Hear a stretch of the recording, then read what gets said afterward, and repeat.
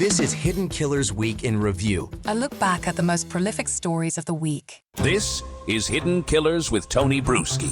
Here now, Tony Brueski. There's a new documentary out on the Delphi murders, and like clockwork, the public's interest has spiked, which is great because if you've been paying attention, you know this case is far from over. Richard Allen might be sitting in prison with a conviction on the books, but the more you peel back the layers, the more you see the unanswered questions piling up in this case. And here's the thing, the system isn't just moving on, the legal gears are still grinding. There's an appeal in the works right now that could crack this case wide open again, or confirm for some that the jury got it right. But either way, it's not a done deal. To understand where things stand, you've got to get past the headlines and into the nuts and bolts, motions to correct errors, appellate briefs, deadlines, and what harmless error really means in the real world, not in the polite, watered-down version you get on cable news. And then there's the bigger question. When these errors pile up, at what point does the case stop looking like justice served and start looking like justice compromised? That's exactly what I'm digging into today. With defense attorney and host of Defense Diaries podcast, Bob Motta, he's been following the case for years. He was in the courtroom while Richard Allen was being tried, sat right through that trial, and knows exactly what to look for when the state says, we've got enough, even when enough is paper thin. So let's start at the top. Where is this appeal process right now, Bob, and what does it actually mean for Richard Allen's future? So the brief is in process of being drafted, and most recently, I think within the last 7 days, the appellate counsel filed for a request for an extension of time to get their brief filed. I think that they asked for, I'm guessing here based on my memory, I think it was a date of in and around September 7th. Mm-hmm. So, which means that at that point that they have to get their brief in.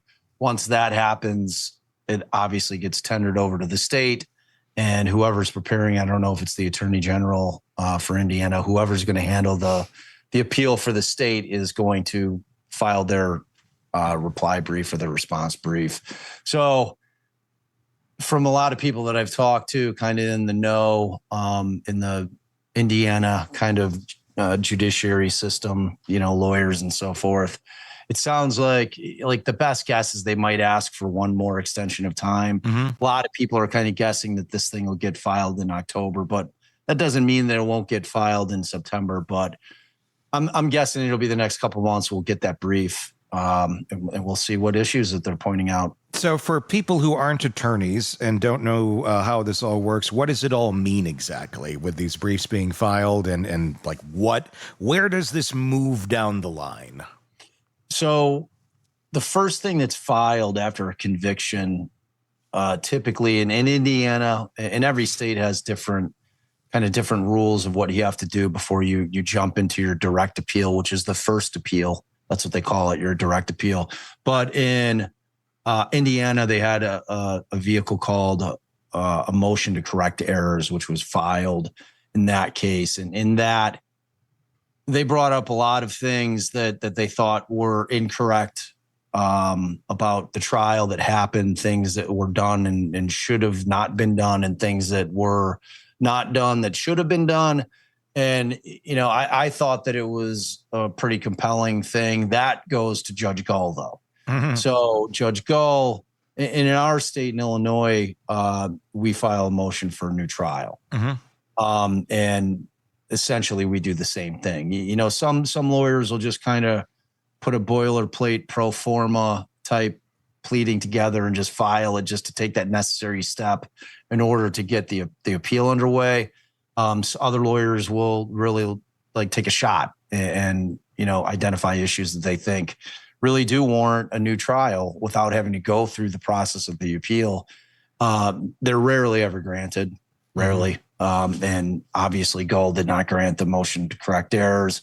So once that was done, it was shifted directly into the hands of the appellate lawyers.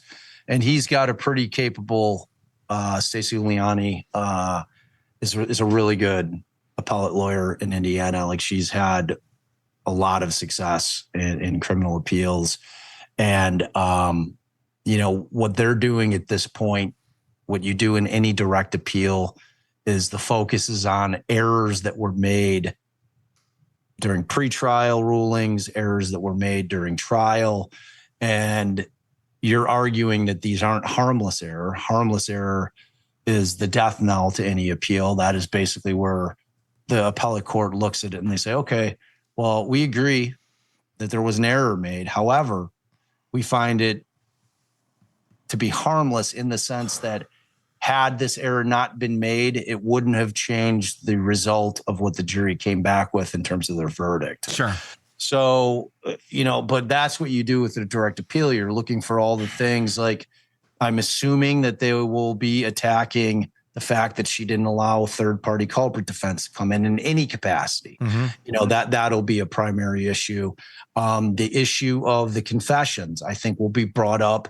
In what context depends on the way Stacey looks at it, in terms of how do you argue whether or not these should have been admissible, because I think there is a strong argument that the confessions were coerced, not in your traditional type of interrogation type way where you hear about in cases where cops have somebody in there for 48 hours and they're just browbeating the hell out of them, not letting them sleep, not giving them food or drink, whatever the case, sometimes getting violent with them, telling them all the lies, and they coerce a confession out of them. This was different. This was more of a passive coercion that was really the conditions of the confinement, and for the extended period of time in which that occurred with him, caused him to slip into psychosis, and therefore making that these weren't voluntary and or they were coerced, or a combination of both. So however she chooses to address that issue, and there's other issues that will be raised for certain. I think another really big issue in that case is how he ended up in a prison as opposed to a jail. And that will be discussed in terms of the safekeeping hearing, the lack of due process in terms of Richard Allen not even being present at the time that they made this decision to put him in a prison for his own safekeeping, without him being present, without a lawyer on his behalf being present, and no notice to him that it was happening. And the problem for the state is the fact that Allen has the ability to make a decision in that process, in terms of if they are saying that we are doing this for your own safety, not for the safety of the other people around you, Richard Allen could say, you know what? I'm good. I'll just stay in the county jail. So he had the ability to make a decision on his own behalf with regards to whether or not he wanted to reject it, because they were saying that they were doing it for his own safety. That they couldn't articulate any threats in particular. No one had made any threats in particular, but it was just their general feeling that because of the victims and their age, and traditionally how we know people that commit crimes against children are treated in prisons and jails, that was their mindset that, look, if we put him in some place where somebody's going to have access to him, he won't even make it to trial. So that was their thinking. Problem is due process. So we've got an appeal built on trial errors, due process concerns, and the kind of legal arguments that most people never hear about until it's far too late. But already the shape of the fight is clear. The state will argue harmless error. The defense will argue those errors are anything but harmless. And if you followed any wrongful conviction cases, you know this script. The legal system doesn't like to admit mistakes. And if you want to overturn a verdict, you got to convince not just one judge, but a whole appellate panel. And the trial wasn't just imperfect, it was fundamentally unfair.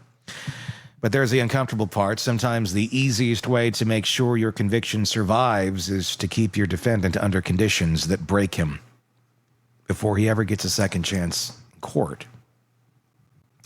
If you think that sounds far too cynical, just wait till you hear what happened to Richard Allen after the verdict came in. That's where we're going in our next segment. Be sure to press subscribe so you don't miss it as we continue this conversation with Bob. Be sure to press subscribe wherever you're getting podcasts. Or if you're watching us on YouTube, please hit subscribe there and let us know your thoughts in the comments section. Love to hear from you. Until next time, I'm Tony Brueski. We'll talk again real soon. Want more on this case and others? Then press subscribe now and don't miss a moment of true crime coverage from Tony Brueski and the Hidden Killers podcast.